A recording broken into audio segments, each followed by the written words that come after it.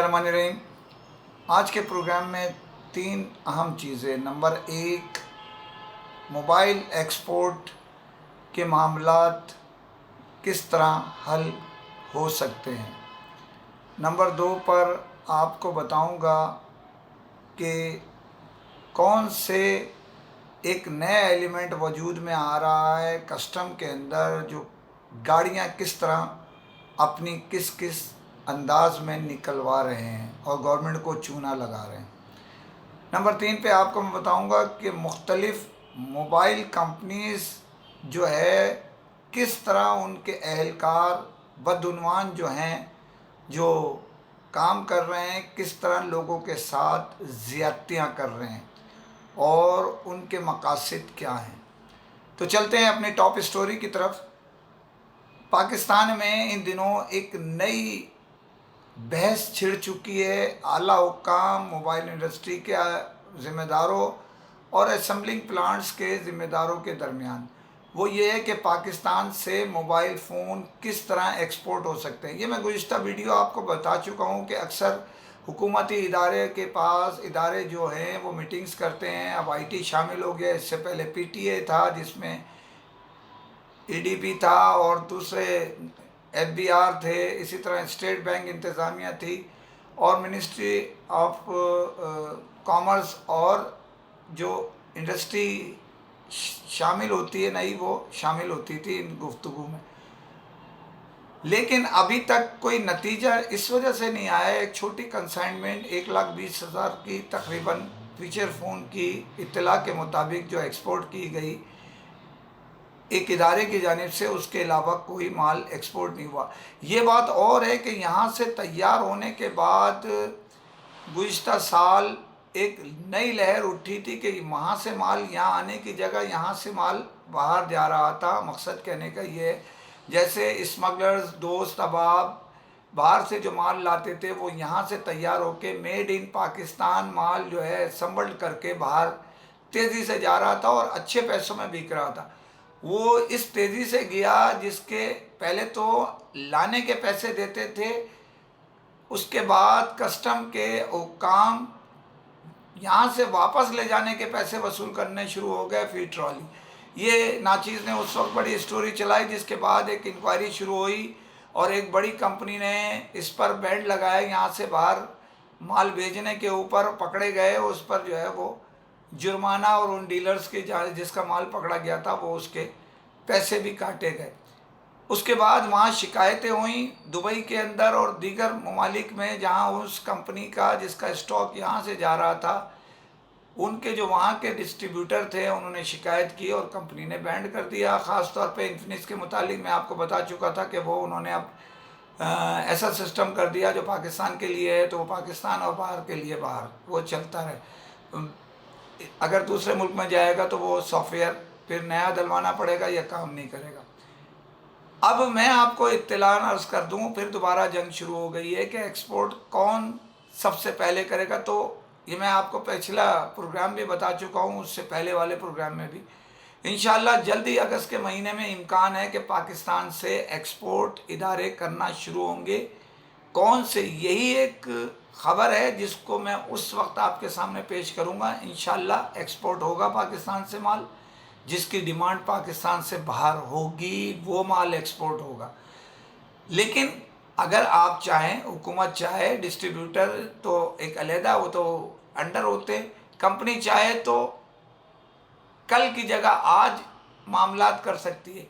कोई भी exclusive model Pakistan में मेड इन पाकिस्तान के हिसाब से वो यहाँ असम्बल्ड करके पूरी दुनिया में दे सकते हैं। वो जिस तरह आप समझ लें कि वियतनाम में सैमसंग करता है, इंडिया में सैमसंग करता है, एप्पल जो है वो चाइना में करता है, इसी तरह दूसरे बहुत सारे ब्रांड जो है मुख्तलिफ इलाकों में एक्सक्लूसिव मॉडल देते हैं। तो वो पूरी दुनिया में सप्लाई होता है, पाकिस्तान से सप्लाई हो सकता है। अगर वो हर कंपनी जो यहाँ काम कर रही है थोड़ी सी हुकूमत वक्त पाबंदी लगा दे कि एक ब्रांड, वो एक कोई भी ब्रांड आपका जो है किसी भी कंपनी का, वो अपने 1 या 2 या 3 जो भी एक्सक्लूसिव मॉडल यहाँ असम्बल्ड करे, यहाँ से एक्सपोर्ट करे दुनिया भर में, यहाँ लेबर चार्जेस सस्ती है, दूसरी चीज़ें सस्ती हैं, इससे मामला खुल जाएंगे। अगर ज़रा सा जहन हुकूमती इदारे इस मामले में लाएँ, थोड़ा सा प्रेशराइज कर रहे हैं, क्योंकि आमदनी यहाँ है और लोग मेहनती हैं काम करने के लिए। बाकी स्टोरी मैं बाद में आपको सुनाऊंगा इंशाल्लाह। पहले तो आप ये समझ लें कि ये एक्सपोर्ट का किस तरह हम बेनिफिट ले सकते हैं। दूसरी खबर पे चलने से पहले फिर अपील है आपसे, चैनल सब्सक्राइब कीजिए ताकि आपको हर खबर वक्त पे मिल सके। कस्टम के हाई ऑफिशियल ज़राए के मुताबिक इन दिनों बहुत सारे हमारे जो मेहरबान हैं इस मुल्क में बसने वाले, जिसमें बाअसर तहकीकाती इदारों के लोग भी हैं, इंतज़ामिया के लोग भी हैं, असर रसूख रखने वाले लोग भी हैं, और तो और अगर कुछ हमारे सहाफ़ी भाई भी हैं जो किसी न किसी के कंधे पे रख के गन चलाते हैं, जो गाड़ी कम कीमत में लेना चाहते हैं कस्टम के ऑक्शन से। ये आजकल एक नई वबा चली है जिसको मैं इंकशाफ कर रहा हूँ। कस्टम में हाई ऑफिशल्स लोग मुदाखलत करते हुए, फ़ोन करते हुए, असर रसूख लगाते हुए, सिफारिशें करवाते हुए या पैसे देते हुए, ये अल्लाह को इल्म है, हम नहीं कह रहे, ये ज़राए कह रहे हैं, इत्तला गूंज रही है कि लोग 1 करोड़ की गाड़ी को 10, 20, 30 लाख रुपए में लेने की कोशिश करते हैं ऑक्शन में। जो गाड़ियां बग़ैर किसी उसके पकड़ी जाती हैं, जो बग़ैर कस्टम की गाड़ियां जो होती हैं यहाँ आई हुई, वो पकड़ी जाती हैं, उनको रिलीज़ करने के लिए ड्यूटी या कुछ पैसे प्लस करके उनको डैमेज करार दे के, उनको पुरानी करार दे के, किसी भी बहाने से इस वक्त ये वबा तेज़ी से फैलती जा रही है और उस तरफ जाने वालों की तादाद बढ़ती जा रही है।